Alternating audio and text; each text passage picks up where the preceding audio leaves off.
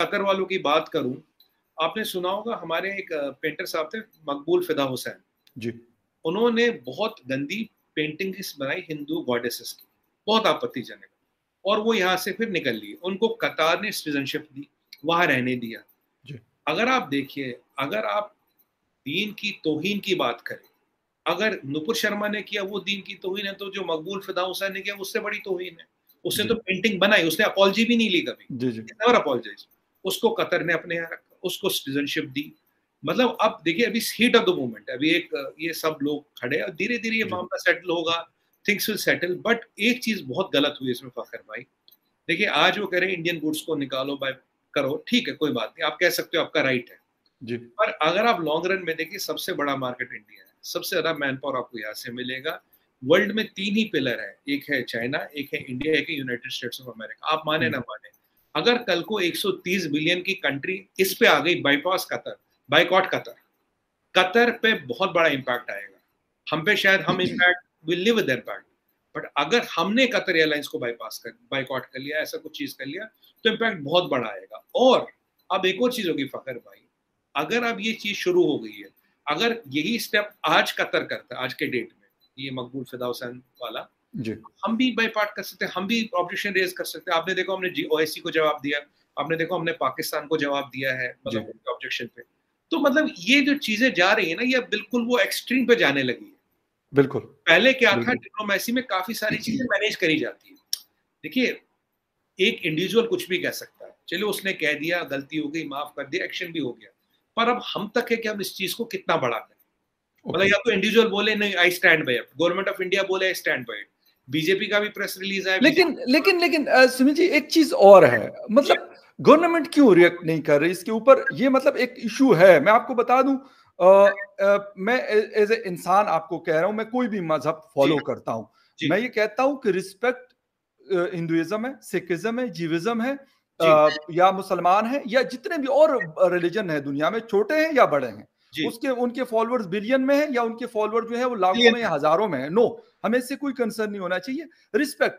लेकिन मतलब नरेंद्र मोदी जी या कोई और इसके ऊपर क्यों नहीं करना चाहता? आपने कहा कि आप कतर को अगर लेट सपोज कर देते हैं, नो डाउट, क्योंकि कतर एयरवेज में आप लोगों के यहाँ, मतलब अमेरिका में बहुत सारे आप लोगों के लोग रहते हैं, बाकी दुनिया में भी बहुत ज्यादा इंडियंस काम करते हैं, इंक्लूडिंग कतर और अरब कंट्रीज में भी, बिल्कुल हो सकता है उनको नुकसान हो सकता है।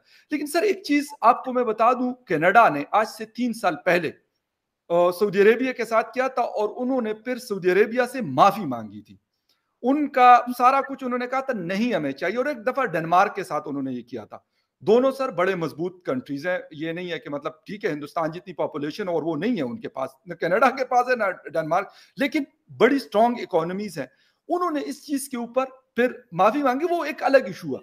उसमें आप ताड़ साहब देखें कि पाकिस्तान में पहले तो बात ही नहीं की, यानी कि 3 दिन वाकया हुआ, किसी ने पाकिस्तान में बात नहीं की, कतर ने स्टेटमेंट दी, कुवैत ने स्टेटमेंट दी, तो तब जाके जो है वो पाकिस्तान ने भी बात की। और लेकिन अब इंडिया का देखें उन्होंने क्या किया है, उन्होंने कतर, कुवैत को, सऊदी अरब को बड़ा डिप्लोमेटिक आंसर दिया है, जिसमें उन्होंने ये कहा है जनाब के हमारे ताल्लुकात को खराब करने की कोशिश की जा रही है, ये फ्रिंज एलिमेंट्स हैं जिन्होंने ये कुछ किया है। लेकिन जब ओआईसी और पाकिस्तान ने इस वाले से बात की तो उन्होंने पाकिस्तान को और ओआईसी को स्नब कर दिया कि आप किस मुंह से ये बातें कर रहे हैं, आप अपना ट्रैक रिकॉर्ड देखें, आपके मुल्क में हिंदुओं, मुसलमानों, अहमदियों को आजादी नहीं है। तो उन्होंने जिस तरह कुवैत और कतर को बड़े मीठे सा जवाब दिया और कहा कि जी हमारे जो है वो ताल्लुकात को खराब करने की कोशिश हो रही है और ये सेंटीमेंट्स को उभारा जा रहा है, हमारे ऐसी कोई बात नहीं है। तो आप कैसे देखते हैं ये जो इंडिया का रिस्पॉन्स था इंटरनेशनल कम्युनिटी से के हवाले से? ये आपसे मेरी बात नहीं हो सकती, मैं समझता था कि आपसे इस पर जरूर तबसरा लूं। उसमें मुसलमान भी वीक नजर आते हैं क्योंकि सारे मुसलमान डिवाइडेड हैं, और मिडल ईस्ट ने और दूसरे ममालिक ने ये प्रूव किया है कि वो अपने इंटरेस्ट बेस्ड डिसीजन लेते हैं और बस वो उसी चीजों के फायदे उठाए जाते हैं। लेकिन I seriously condemn this thing, they should respect the other religions, और इसके बारे में रेड लाइन कभी क्रॉस नहीं करनी चाहिए। ये एक बड़ा सेंसिटिव मसला होता है, लेकिन ये होता रहेगा। और जो रिएक्शन भी उसमें मुसलमान मुल्कों का और पाकिस्तान का है वो भी बड़ा अजीब सा है। पाकिस्तान से रिएक्शन क्या आना था? पाकिस्तान को जिस तरह आपके अभी मिफ्ता इस्माइल साहब ने कहा, हमारे पास तो जहर खाने के भी पैसे मौजूद नहीं है, तो पाकिस्तान की स्टेटमेंट का होना ना होना किसी मुल्क के लिए असर नहीं रखता। ना आप किसी को कुछ बिगाड़ सकते हैं, ना आप इस चीज की सलाहियत रखते हैं। अच्छा तार साहब, वहां से इंडिया से एक और मौका भी है। वो कहते हैं कि जी ये जो मुसलमान है ये भी इंडियंस को, जो हिंदुओं के गॉड्स हैं उनके बारे में बड़ी बात करते हैं।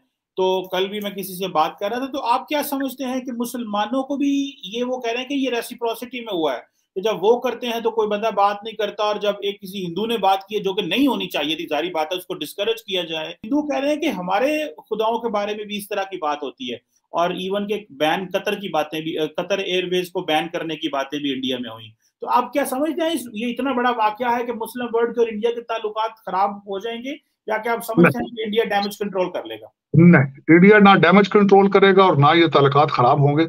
ये सिर्फ एक पॉलिटिकल करेक्टनेस की हद तक बातें होंगी, वरना मुसलमान इतने डिवाइडेड हैं और इतने कमजोर हैं, जिस तरह मैंने आपको पहले बताया था, कि अपने इंटरेस्ट बेस्ड डिसीजन लेते हैं और इस वक्त अरबों को पैसा चाहिए।